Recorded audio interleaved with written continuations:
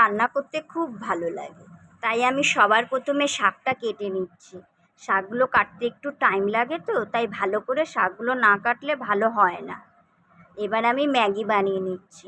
আমার ম্যাগি খেতে খুব ভালো লাগে, তাই আমি ম্যাগি বানাচ্ছি। এই ম্যাগির মশলাগুলো ভালো করে ছড়িয়ে দিলাম, নইলে ম্যাগির মশলা না দিলে ম্যাগি ভাল লাগে না খেতে। এই আমার ম্যাগির মশলা সব দেওয়া হয়ে গেল। এবার আমি খুন্তি দিয়ে ভালো করে নাড়িয়ে নিচ্ছি যাতে নিচে না লেগে যায়। এবার আমি একটু লঙ্কা ছড়িয়ে দিচ্ছি, কারণ আমি ঝাল খাই, তাই আমি ওপর থেকে একটু লঙ্কা ছড়িয়ে দিলাম। খুব সুন্দর লাগছে দেখতে। এবার আমার ম্যাগিটা রেডি হয়ে গেল। এবার আমি চামচ দিয়ে একটু নাড়িয়ে দেখে নিই, দেখে এবার একটু চামচে করে তুলে নিই, দেখি তো কেমন খেতে হয়েছে।